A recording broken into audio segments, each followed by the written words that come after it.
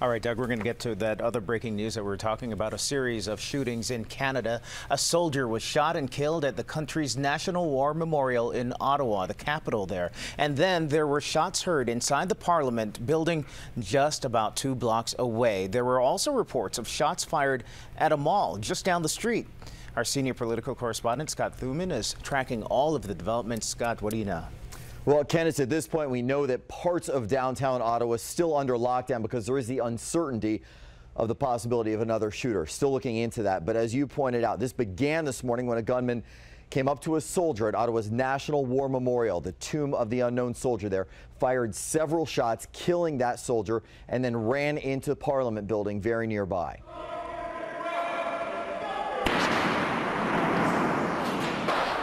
That is when shots rang out, more of them. That's what you're hearing and seeing on this dramatic cell phone video inside the Parliament building. Ottawa police now saying at least 3 people have been shot, as well as 1 male suspect who was killed. Armed police flooded the area. You can see them as they went building to building, searching each office, trying to determine if there were more shooters. And eyewitnesses to the gunfire described the chaos. So I look across the street and there's a man with a rifle shooting at a bunch of people. And all of a sudden just heard a shot, turned around, and there was a guy with a rifle. I hear this pop, pop, pop, possibly 10 shots, don't really know. Thought it was dynamite or construction rather than anything else. Suddenly the security guards come rushing down the hallways, usher us all out to the back of the Parliament buildings. Now, Canada had just recently increased its security level on Friday from low to medium. And then just 2 days ago, a man described as a recent convert to Islam. Some said he was a suspected jihadist who'd radicalized. He'd been under watch and surveillance, but he ran over a Canadian soldier in his car, killed him, hit another soldier, injuring him. He was eventually shot and killed by police. We do not know if these incidents are connected, but obviously that's being looked into at this time.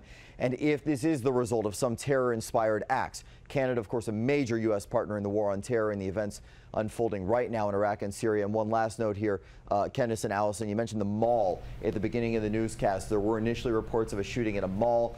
Police have now stepped back from that. We do not believe that there was a major incident there, but we'll keep you up to date. Yes, absolutely, Scott. Thank you very much. Now, this shooting, of course, in Canada had an immediate impact here in the U.S.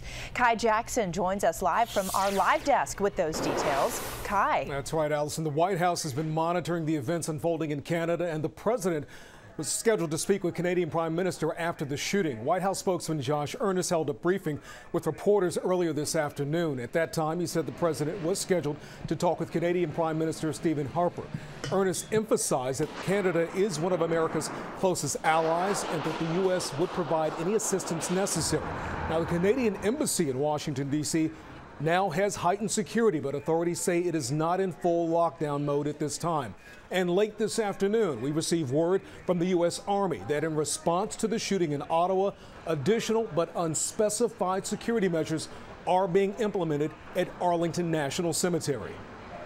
The thoughts and prayers of everybody here at the White House go out to the families of those who were affected by today's shooting in Canada, as well as to the family of the soldier who was killed earlier this week. The president was briefed earlier today in the Oval Office by his top Homeland Security advisor, Lisa Monaco. Now this afternoon, we talk with Canadian Jessica Murphy, the national affairs reporter for Sun News based in Washington. She covered Canadian government for 3 years before being assigned to Washington. Murphy tells me that the area where that shooting happened, known as Center Block, always has tight security. People working in government buildings are always required to wear ID badges, and the general public has to go through metal detectors. Murphy also says Wednesday is when lawmakers meet, and it's busy. She says because of that, it's fortunate there were not more injuries or loss of life. Allison? Okay, Kai, thank you. And we will be monitoring this situation for you all afternoon, and we'll bring you any updates as soon as we hear them. Kendis?